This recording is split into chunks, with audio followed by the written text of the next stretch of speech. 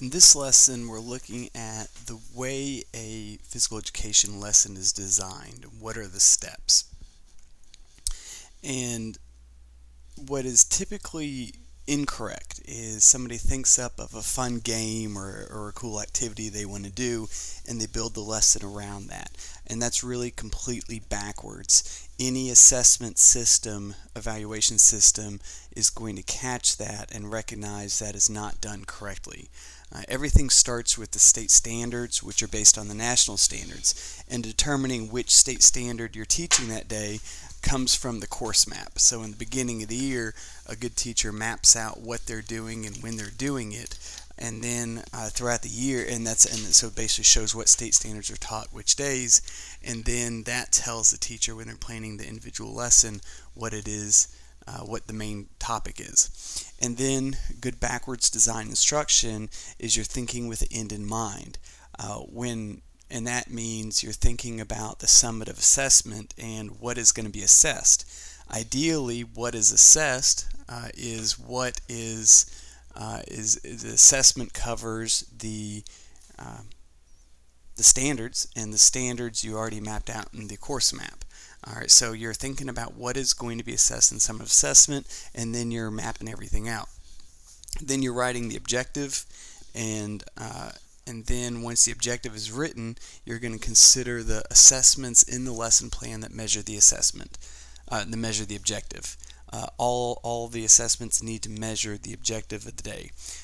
Ideally, you're going to have 3 assessments. That's probably going to be a pre-assessment, a post-assessment, and an assessment halfway in between, or somewhere in between during the lesson. And we go in more depth on that in other classes, of course.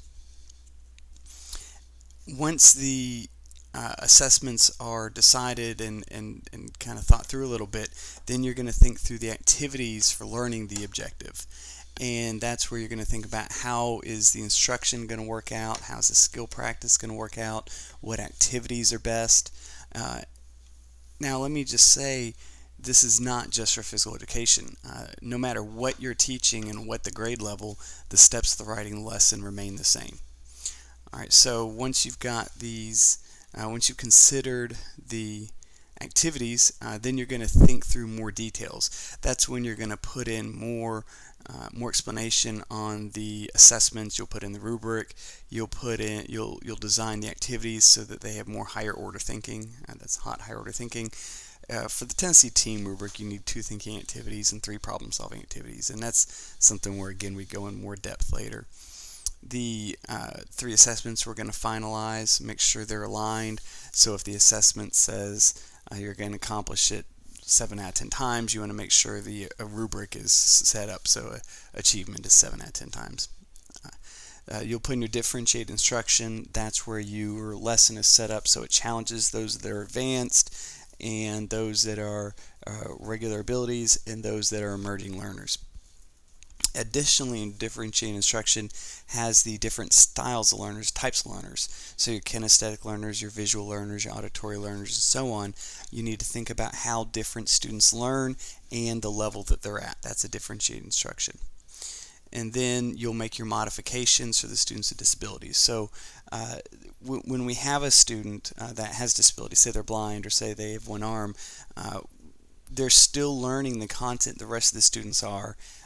And then you modify equipment, you modify instruction, you modify activities, whatever needs to be done so that student is learning at the best ability they can. That's the least restrictive environment, and again, that's covered in depth in other classes. Now you'll put in questioning.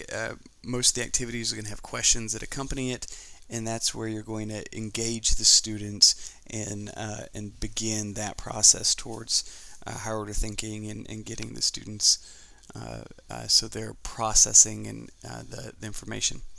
And then you'll think about what introduction activity are we doing to this lesson, what's our closure. So we're not necessarily starting from the beginning to the end. Really, in backwards design, we're starting with the end in mind, but that's the steps to it. I've covered this before, but it makes sense to put this in now. Again, what does a normal PE lesson look like? So you're going to come in and You're going to do an introduction activity, something quick to keep them moving. As soon as they come in the gym, we want them moving, get the wiggles out, get that energy out. They've been sitting for so long today. Overview of the lesson. That's where you're going to cover the standards and the objectives and the cues.